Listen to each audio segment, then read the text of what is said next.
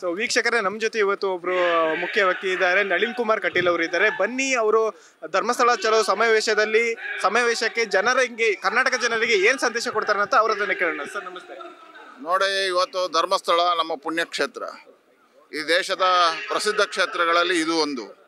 ಇವತ್ತು ಇದಕ್ಕೆ ಕಳಂಕವನ್ನು ಅಂಟಿಸ್ತಕ್ಕಂಥ ಕೆಲಸ ಕಾರ್ಯಗಳು ನಡೀತಾ ಇದೆ. ಇವತ್ತು ವೈಚಾರಿಕವಾಗಿರ್ತಕ್ಕಂಥ ದಾಳಿ ಈ ಕ್ಷೇತ್ರದ ಮೇಲೆ ನಡೀತಾ ಇದೆ. ನಮ್ಮ ರಾಜ್ಯಾಧ್ಯಕ್ಷರ ನೇತೃತ್ವದಲ್ಲಿ, ವಿಜಯೇಂದ್ರ ಅವರ ನೇತೃತ್ವದಲ್ಲಿ ಭಾರತೀಯ ಜನತಾ ಪಾರ್ಟಿ ದೊಡ್ಡದಾಗಿರ್ತಕ್ಕಂಥ ಒಂದು ಆಂದೋಲನವನ್ನು ತಗೊಂಡಿದೆ. ಈ ಕ್ಷೇತ್ರಕ್ಕೆ ಬಂದಿರತಕ್ಕಂಥ ಕಳಂಕವನ್ನು ಹೊರಹಾಕಬೇಕು. ಯಾರ್ಯಾರು ಇದಕ್ಕೆ ಪ್ರಯತ್ನಗಳನ್ನು ಮಾಡಿದ್ದಾರೆ ಅವರೆಲ್ಲರ ಬಂಧನ ಆಗಬೇಕು, ಇದರ ಪೂರ್ಣ ತನಿಖೆ ಆಗಬೇಕು, NIAಗೆ ಕೊಡಬೇಕು ಅಂತ ಹೇಳುವಂಥ ಆಗ್ರಹವನ್ನು ಮಾಡಿದ್ದಾರೆ. ಇದು ಬಹಳ ಯಶಸ್ವಿಯಾಗಿದೆ. ಇಡೀ ರಾಜ್ಯದ ಮೂಲೆ ಮೂಲೆಗಳಿಂದ ಬಂದಾರೆ ಜನ.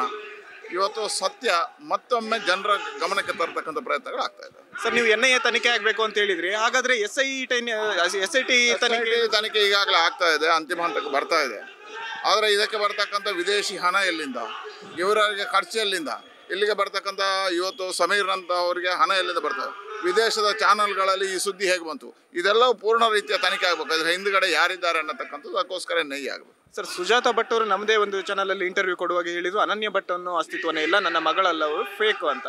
ಅದೇ ಸುಳ್ಳು, ತುಂಬ ರೀತಿಯಲ್ಲಿ ಸುಳ್ಳುಗಳನ್ನು ಸೃಷ್ಟಿ ಮಾಡಿದ್ದಾರೆ, ಈಗಾಗಲೇ ಎಲ್ಲರೂ ಹೇಳಿದ್ದಾರೆ. ಹಾಗಾಗಿ ಇದೆಲ್ಲ ಒಂದು ಸುಳ್ಳಿನ ಕಂತೆ. ಸರ್, ದಸರಾ ವಿಚಾರಕ್ಕೆ ಬಂದೆ, ಬಾನು ಮುಷ್ತಾಕ್ ಅವರನ್ನ ದಸರಾನ ಉದ್ಘಾಟನೆ ಮಾಡೋದಕ್ಕೆ ಅಂತ ರಾಜ್ಯ ಸರ್ಕಾರ ನೇಮಕ ಮಾಡಿದೆ. ಇದು ಹಿಂದೂಗಳ ಭಾವನೆಗೆ ಧಕ್ಕೆ.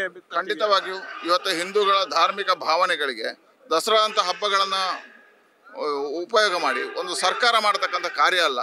ಇವತ್ತು ನಮ್ಮ ದೇವಸ್ಥಾನಗಳಲ್ಲಿ ನಮಗೆ ಬೇಕಾದಷ್ಟು ಜನ ಹಿಂದೂಗಳೇ ಸಾಹಿತಿಗಳಿದ್ದಾರೆ, ಧಾರ್ಮಿಕ ಪರಿಷತ್ನಲ್ಲೇ ಇದೆ. ಅನ್ಯಮತೀಯರಿದ್ದರೆ ಅವರು ಯಾರು ಈ ಧಾರ್ಮಿಕ ಪರಿಷತ್ನೊಳಗೆ ಇರಬಾರ್ದು ಅಂತ ಸರ್ಕಾರದ ಆದೇಶ, ಅದೇ ಆದೇಶದಲ್ಲಿ ಉದ್ಘಾಟನೆ ಹೇಗೆ ಮಾಡ್ತಾರೆ ಅವರು?